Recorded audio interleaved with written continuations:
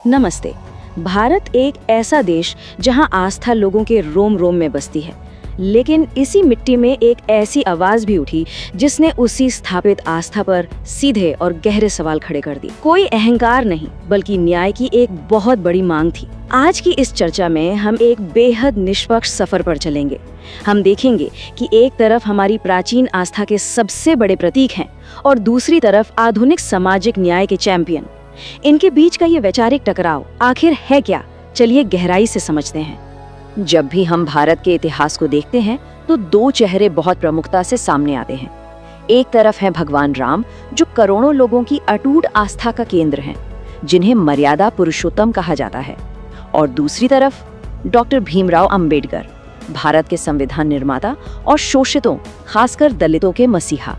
आज हम इन दोनों महान हस्तियों को इतिहास और दर्शन के नजरिए से देखेंगे। हमारा मकसद किसी को नीचा दिखाना या किसी की भावनाओं को ठेस पहुंचाना बिल्कुल नहीं है, बल्कि सिर्फ इतिहास के पन्नों को एक नए नजरिए से समझना है।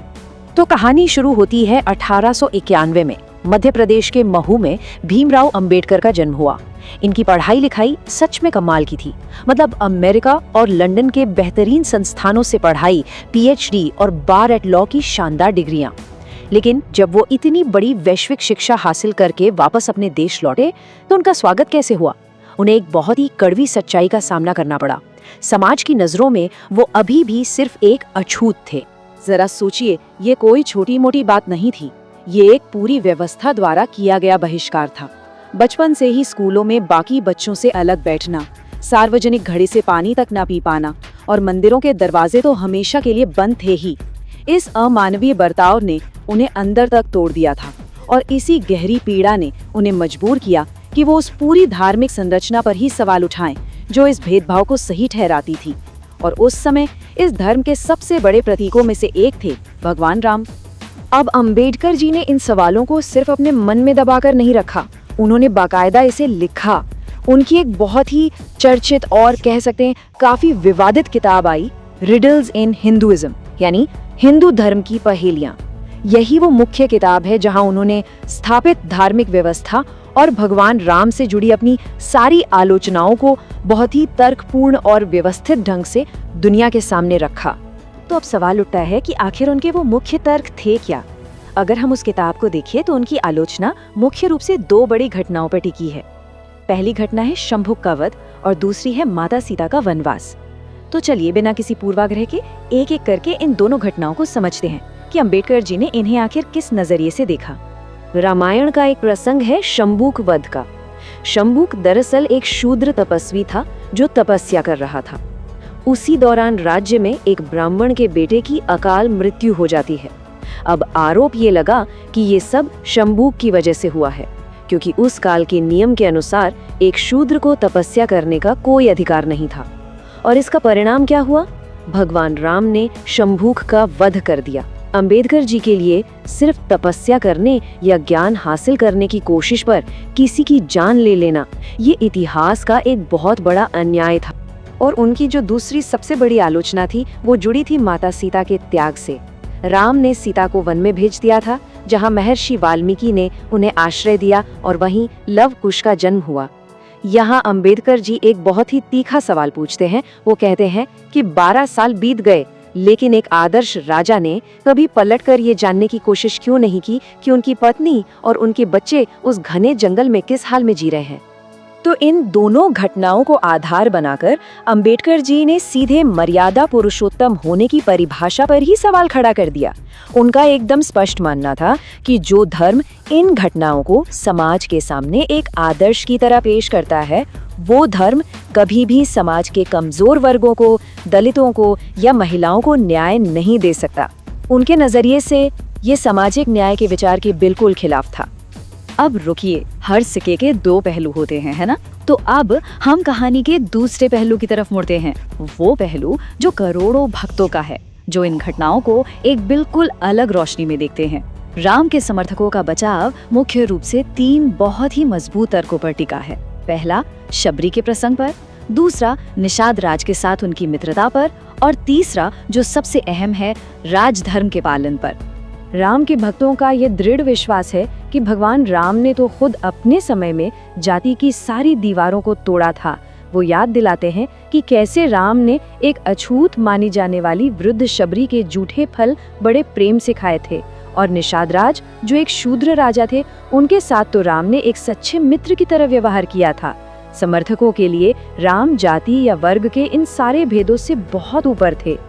अच्छा, तो फिर शंभूक और सीता के त्याग वाले प्रसंग का क्या? भक्त इसे किसी व्यक्तिगत द्वेष या बुराई की तरह नहीं देखते।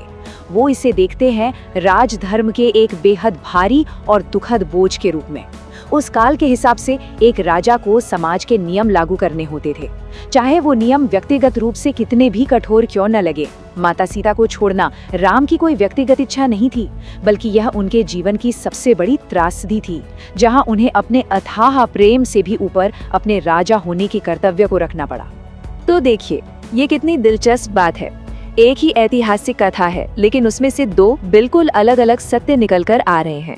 ये सब इस बात पे निर्भर करता है कि आप कौन सा चश्मा पहने हुए हैं। अगर आप अंबेडकर जी का सामाजिक न्याय वाला चश्मा पहनते हैं तो आपको हाशिए पर खड़े लोगों के अधिकार दिखेंगे, और अगर आप भक्तों का चश्मा पहनते हैं तो आपको दैवीय कर्तव्य और एक राजा का अपनी प्रजा के लिए किया गया परम बलिदान दिखेगा। लेकिन यहाँ एक बात समझनी बहुत जरूरी है, अंबेडकर जी का असली मकसद आखिर था क्या? असल में उनकी लड़ाई सीधे तौर पर किसी भगवान या किसी प्रतीक के खिलाफ नहीं थी। वो तो उस दमनकारी व्यवस्था से लड़ रहे थे जो सदियों से भगवान का नाम लेकर इंसानों के बुनियादी मानवाधिकार छीन रही थी। उनका सवाल उस समाज से था जो राम का नाम जपता था, लेकिन उसी समाज के एक हिस्से को मंदिर में घुसने या पानी पीने तक की आज़ादी नहीं देता था। और इसी व्यवस्था के खिलाफ जीवन भर लड़ते लड़ते एक मोड़ ऐसा आया जब अंबेडकर जी को यकीन हो गया कि इस मौजूद धार्मिक ढांचे के अंदर रहते हुए समानता पाना असंभव है। और तब उन्होंने वो ऐतिहासिक वाक्य कहा था जो आज भी गूंजता है, मैं हिंदू पैदा जरूर हुआ हूँ लेकिन हिंदू मरूंगा नहीं। ये कोई गुस्से में दिया गया बयान नहीं था, बल्कि दशकों के वैचारिक मंथन के बाद लिया गया एक बहुत ही सोचा समझा फैसला था। समानता और सम्मान की उनकी ये लंबी तलाश आखिरकार उन्हें भगवान बुद्ध के दर्शन की तरफ ले गई। साल 1956 में उनके इस सफर का एक नया अध्याय शुरू हुआ, जब उन्होंने आधिकारिक तौर पर बौद्ध धर्म अपना लिया। बुद्ध के विचारों में उन्हें वो समता, वो भाईचारा और वो करुणा दिखाई दी जिसकी तलाश में उन्होंने अपनी पूरी जिंदगी लगा दी थी। और जरा इस बदलाव के पैमाने को तो देखिए, 3,80,000। ये कोई आम बात नहीं थी। उस दिन अंबेडकर जी अकेले नहीं थे, बल्कि उनके साथ लगभग 3,80,000 अनुयायियों ने भी एक साथ बौद्ध धर्म की दीक्षा ली। ये भारी संख्या चीख चीख कर बता रही थी कि समाज के एक इतने बड़े हिस्से के अंदर सदियों से आत्मसम्मान और इंसान होने की गरिमा पाने की कितनी भयानक तड़प थी। अगर हम आज के समय में इस पूरी चर्चा को समेटने की कोशिश करें तो हम कह सकते हैं कि भगवान राम एक बहुत गहरा विश्वास है, एक अटूट आस्था है, जबकि डॉक्टर अंबेडकर एक चेतना है, एक सामाजिक जागृति का नाम है। अब अगर हम आस्था को चेतना के खिलाफ खड़ा कर दें या इन दोनों को एक दूसरे का दुश्मन मान लें तो इससे समाज का कोई भला नहीं होने वाला। क्योंकि सच तो ये है कि अगर हम गहराई से सोचें तो चाहे वो भगवान राम हो जो समाज के हर नियम को तोड़कर शबरी को प्रेम और सम्मान दे रहे थे, या फिर डॉक्टर अंबेडकर हो जो आजाद भारत के लिए समानता पर आधारित संविधान लिख रहे थे, दोनों की आखिरी मंजिल एक ही थी, और वो मंजिल थी हर इंसान का सम्मान। रास्ते अलग थे, कालखंड अलग थे, लेकिन गंतव्य एक ही था। तो आज ये ऐतिहासिक चर्चा हमें एक बहुत ही अहम चौराहे पर लाकर खड़ा कर देती है। हमें रुककर खुद से ये सवाल पूछना होगा, इतने सालों बाद भी क्या हम सच में एक ऐसा समाज बना पाए हैं जहां बिना किसी भेदभाव के हर इंसान को वो सम्मान मिलता है जिसका वो हकदार है।